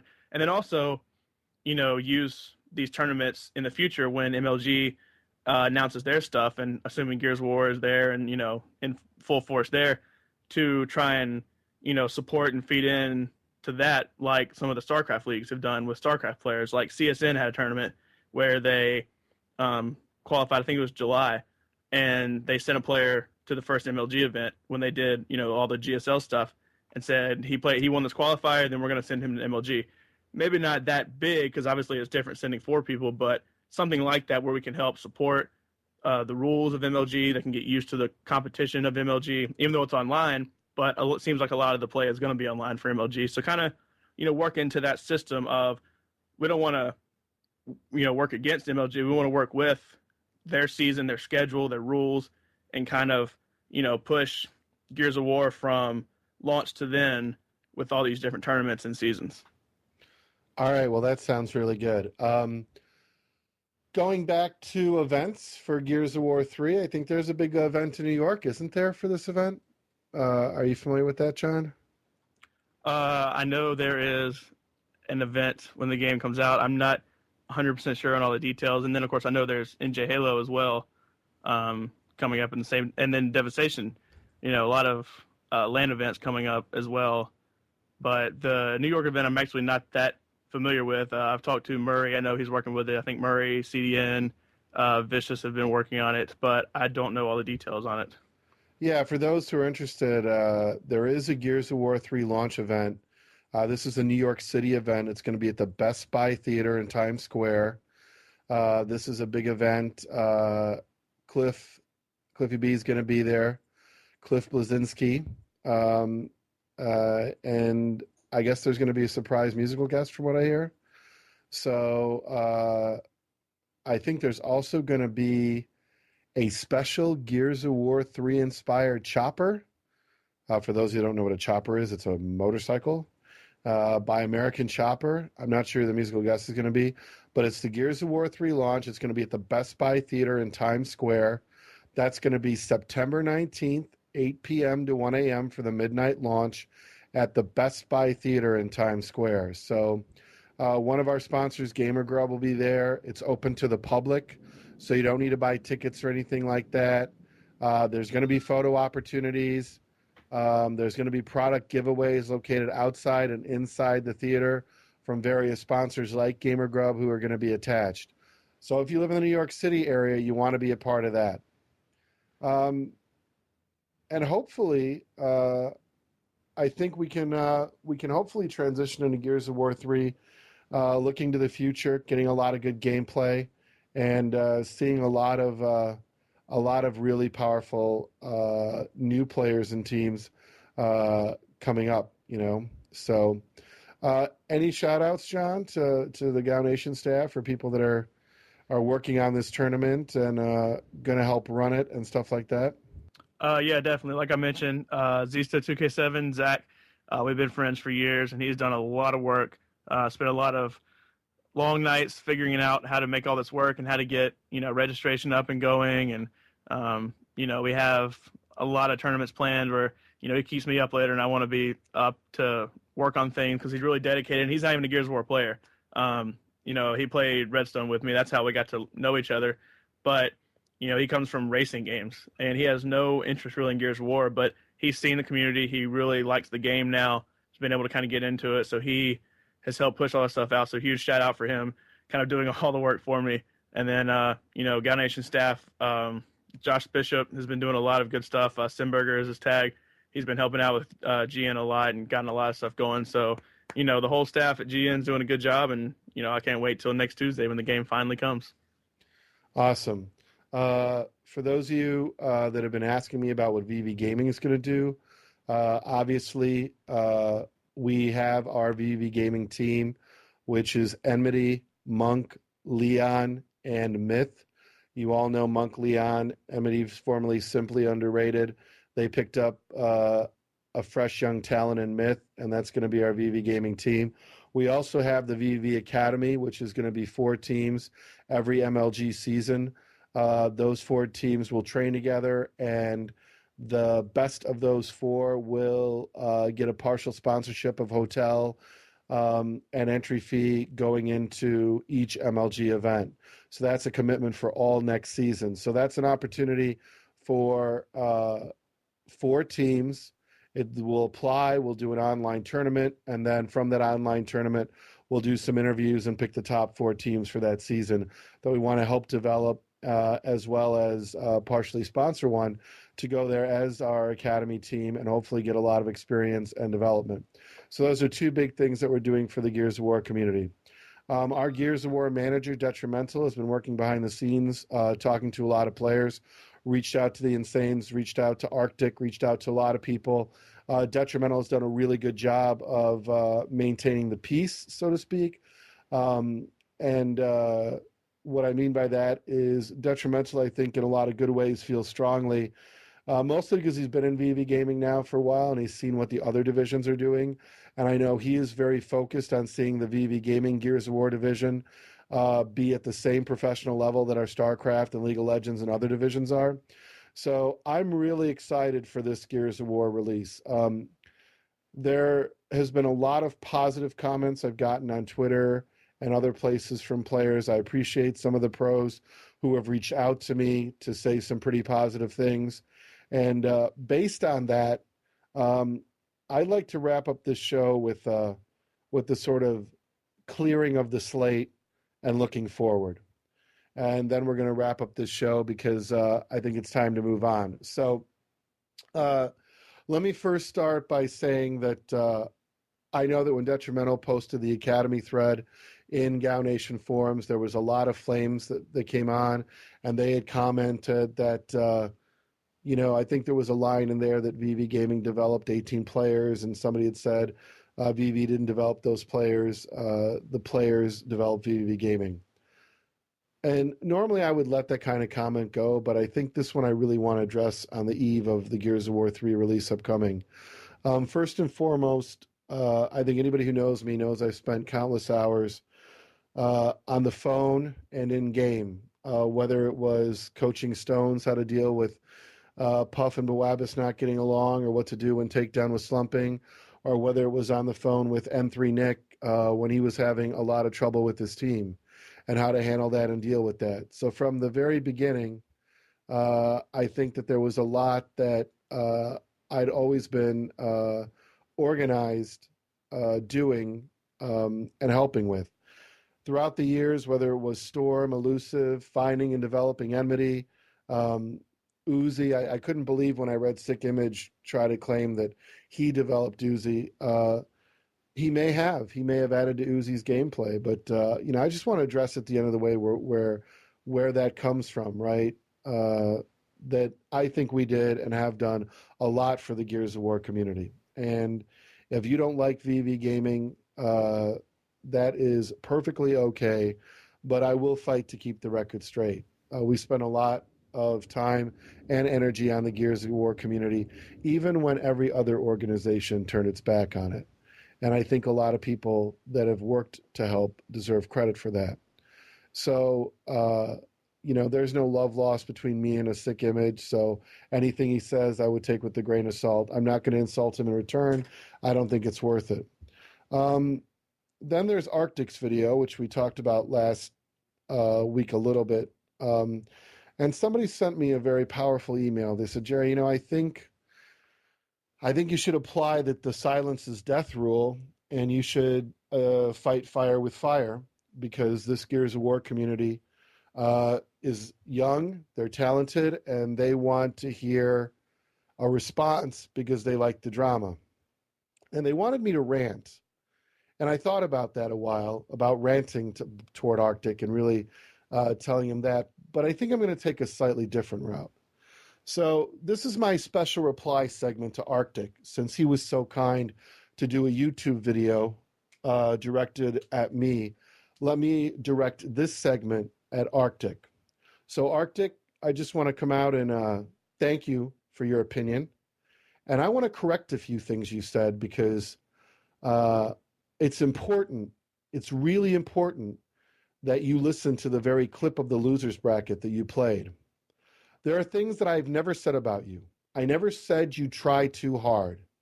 So anything in your video dealing with me saying you try too hard, I never said that. I said you try, and I sighed. I said, yeah, he tries. And you do try.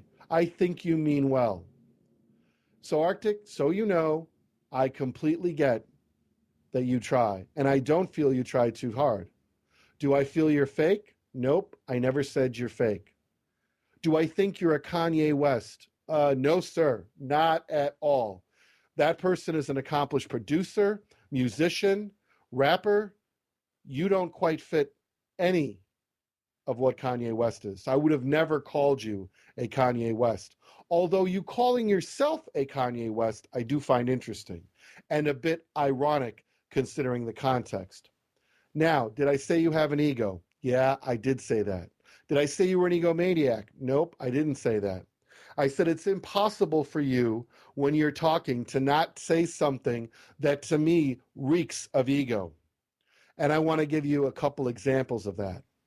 First, I want to start with your discussion of football, where Arctyc, you so say that, you know what, I didn't want to continue in football because of the politics of football, whatever the politics of football really means. And you define it as, and I quote you here, get away with anything. Well, you know what, Arctyc? If you're saying that one of the reasons you didn't get into football is because you thought the politics were bad and the game might change you and you didn't want to get away with anything, then I'm going to call you out as one of those people who's just full of shit. Because I know professional football players who do amazingly good work being professional football players. And you know what? The game did change them. But it didn't change them for the worse. It changed them for the better.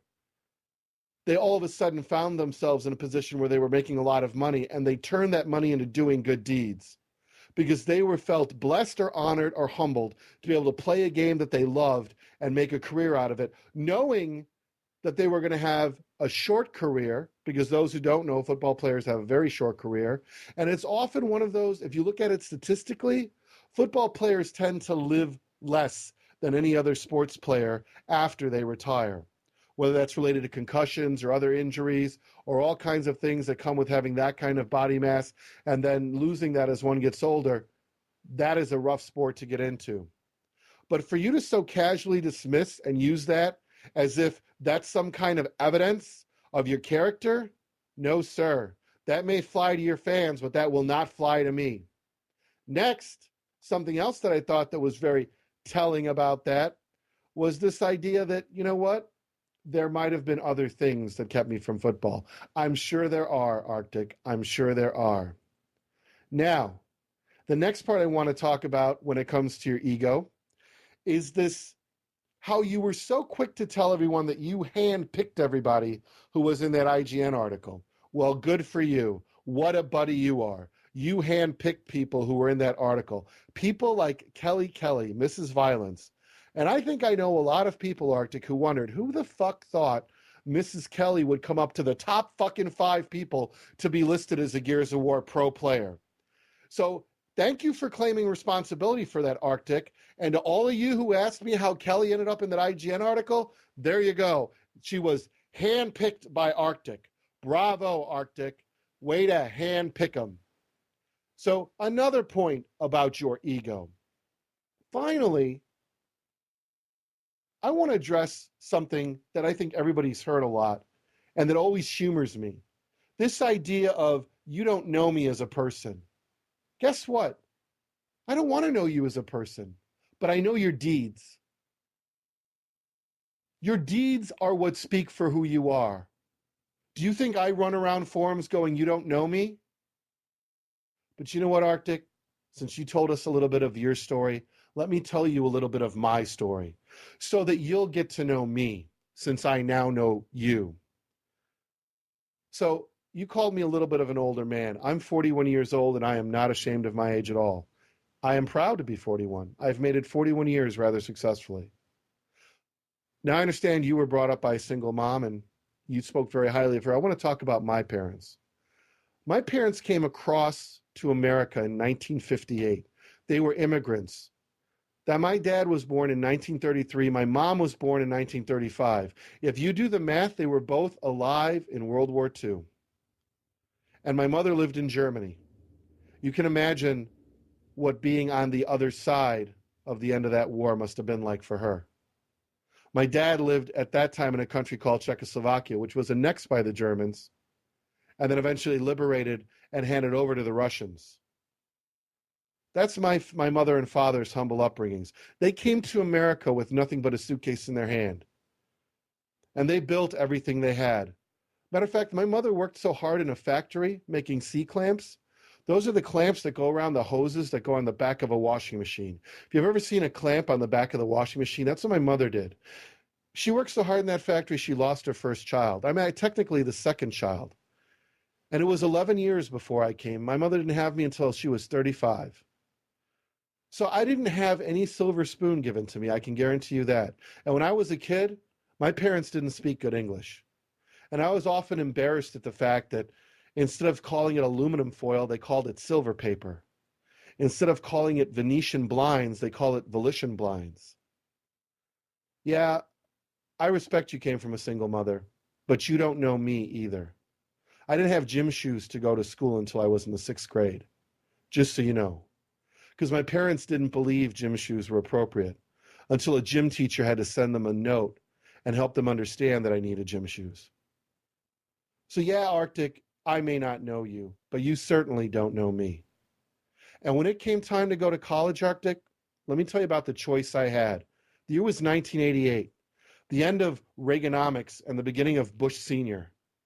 Do you know what opportunities there were for a lower middle income kid to go to college? Not many. And I had in my hand a letter of recommendation, or a letter of acceptance to the University of Illinois, where I was going to go for chemical engineering. Nothing fancy, state school. And my parents looked at it in the financial aid package, and I heard them whisper and wonder how they were going to afford it, how they were going to take out a second mortgage to send me to school. And it made me laugh because I don't think they fully understood what a second mortgage was, because again, my parents are classically European.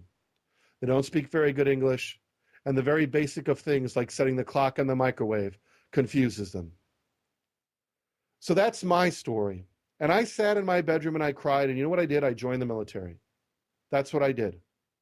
And I decided, you know what, if my parents can make it, I can make it. So that's what I did when I was 18. I joined. And I worked my way up the ranks, and I became a nuclear engineer, and a very damn good one. When I looked at your camera and I saw behind you was a check, do you know what sits over my shoulder on the wall? And my co-host Jason Kuntz has been in my office. There's a row of medals and plaques for my service to this country. From Navy Achievement Medals to Admiral Letter of Commendations, I've served my nation. And after leaving after 12 years to go to graduate school at the University of Chicago, to take care of my parents who were getting older, because remember, unlike a lot of other people, by the time I was 30 years old, my mother was 65, my father was 67. They were both already retired by the time I was 30. You say I don't know you?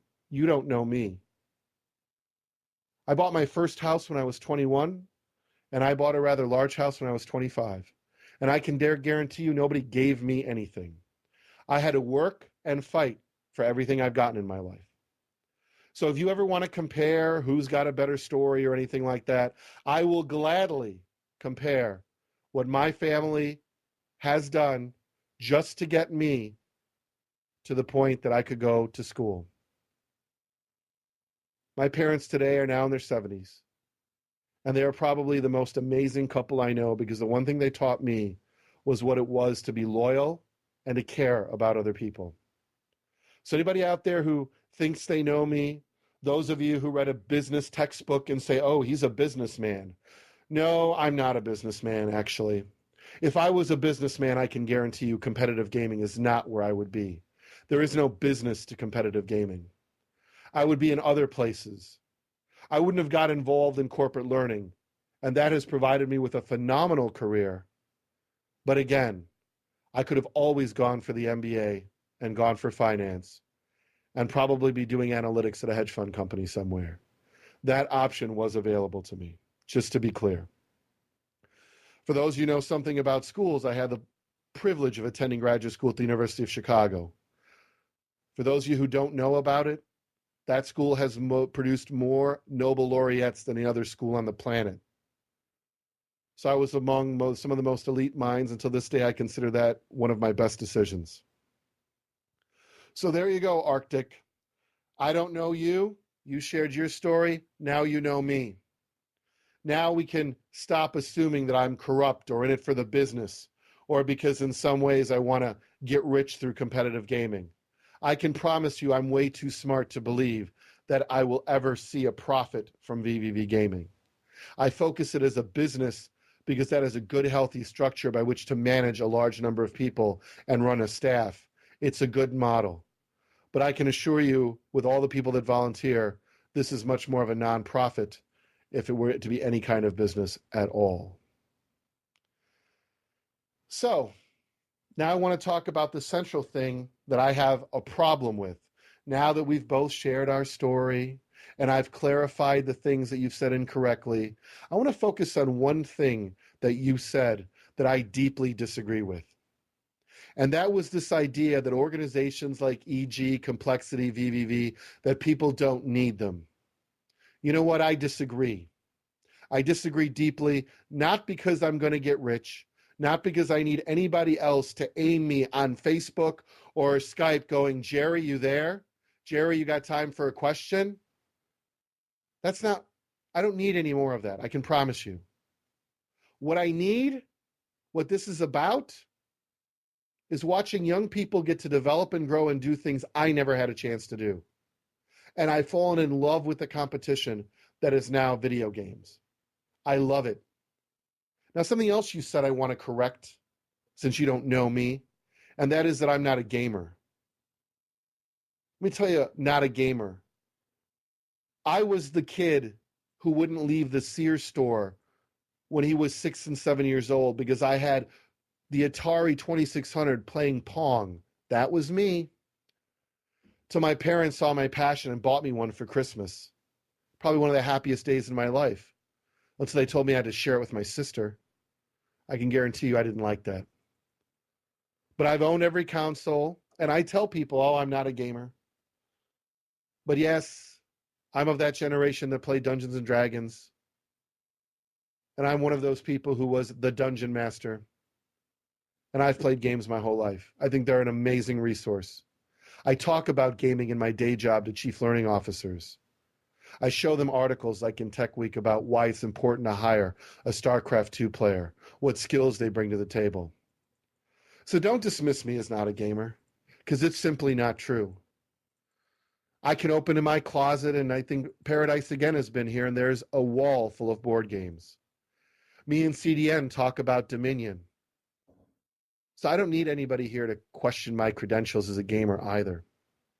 So just to make that clear, Arctyc, I'm not some old man who's looking to wring his hands in money.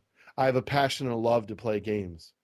And I love the people who play them, and I love the environment that I've created and other people have helped perpetuate in VVV gaming. Now back to organizations. So that it's 100% clear, not everyone, Arctyc, wants to blog, put themselves on camera. Not everyone wants to do it alone. A lot of people want to be in an environment, as Sir Scoots from EG says, where the environment puts their arms around you and helps you develop the kind of relationships that will support you in your effort to develop as a player, to share news with,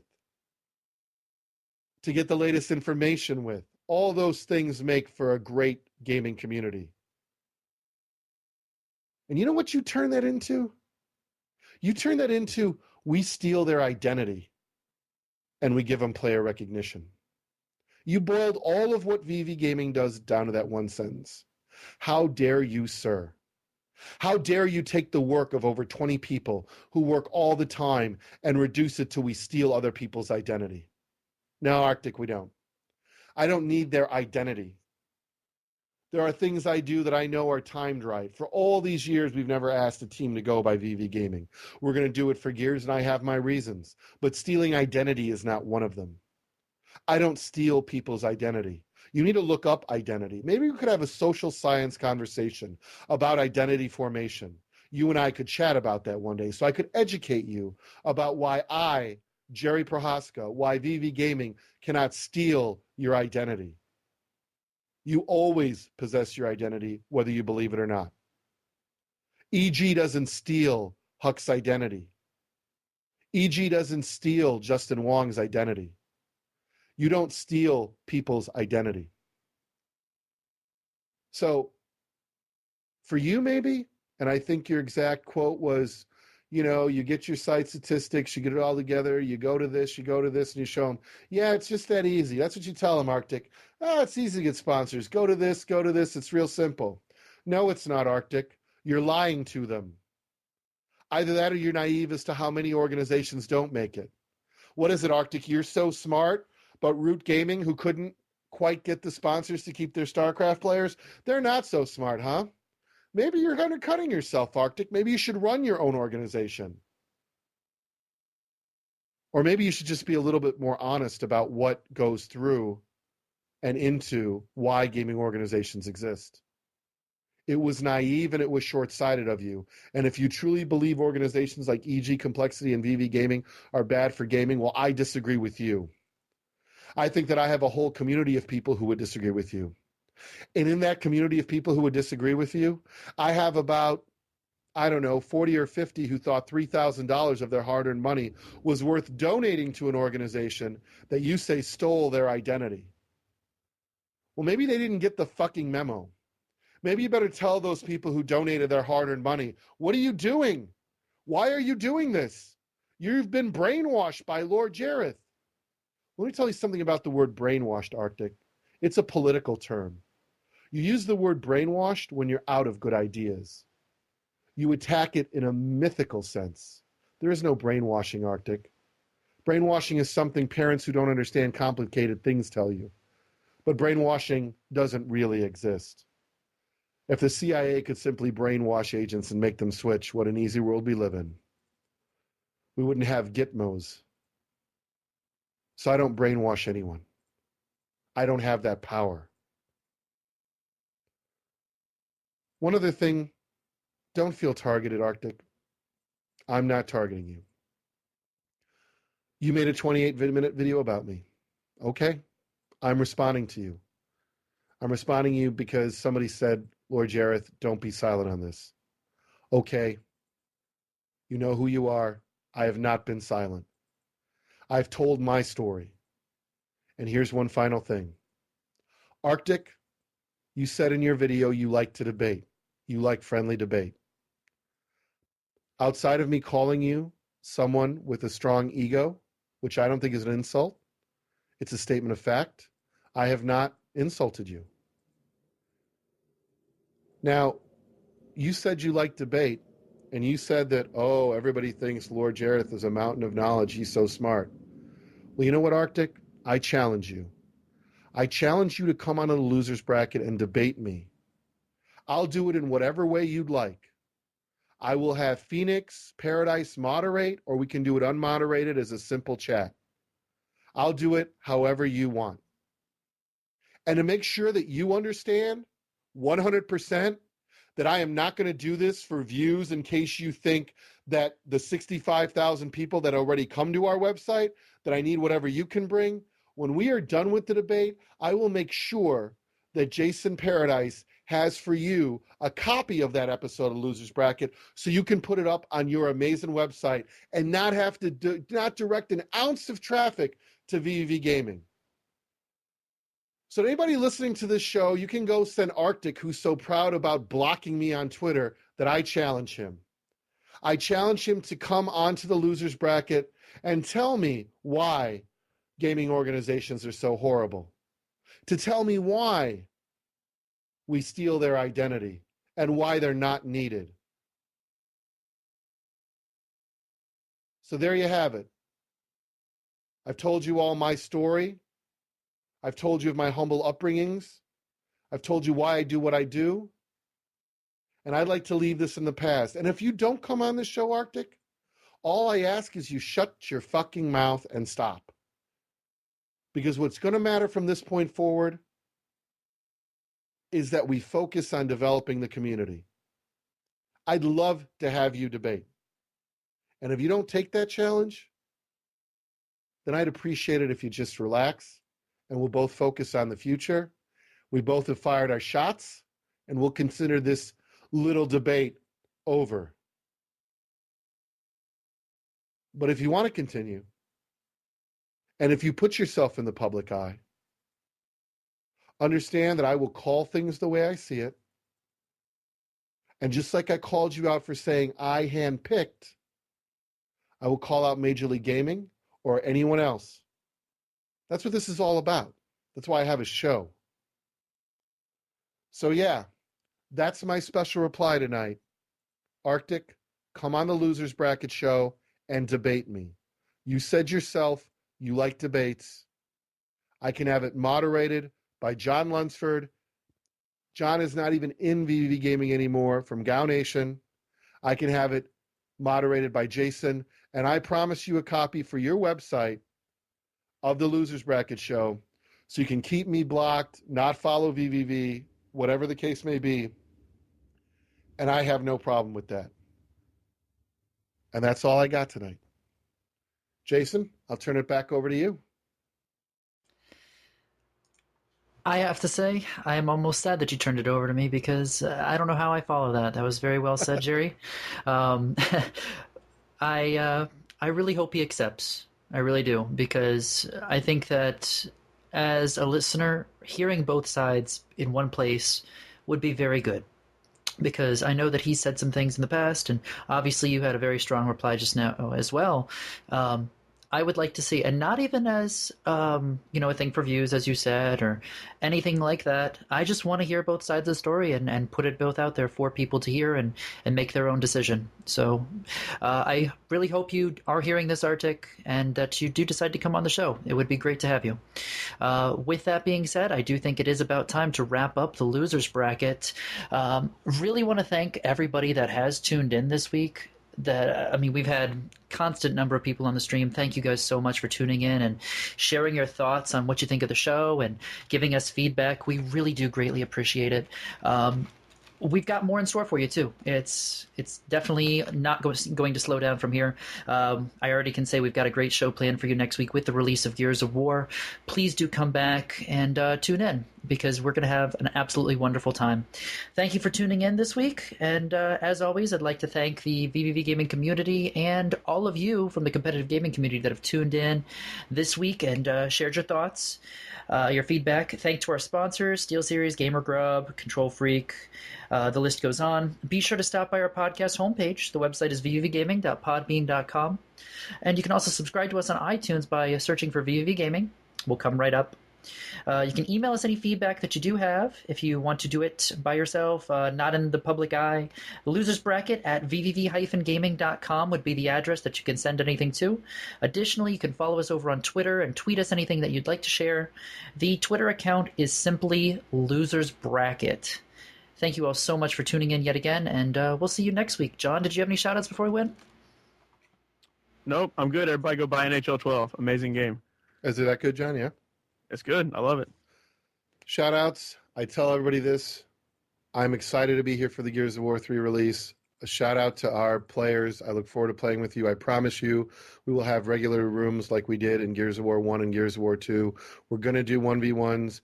We're going to do all the things that were always fun. There's going to be a lot of laughs and a lot of great moments. I really look forward to it. Also, to those of you in the Starcraft community, thank you so much for making practice amazing. A shout out to our Starcraft players. It's a phenomenal Monday and Tuesday nights that we do our Starcraft practices. If you are a Starcraft fan, Murder, Titan, Ruff, the whole crew, Hasu, Rantek, they're all there. It's a phenomenal night. You get to see players, Sweep, Omni, people I don't normally get to watch. I love Sunday and Monday nights for Starcraft. They are fantastic. Finally, to the MMO group, Star Wars, The Old Republic. Doomhammer and I are so pumped. I cannot wait to get back into it. Shout out to Sundown, and Abby for being there in the stream right now. Shout out to both of you. You're awesome people. All right, everybody. That's it for the Losers Bracket. Thank you so much.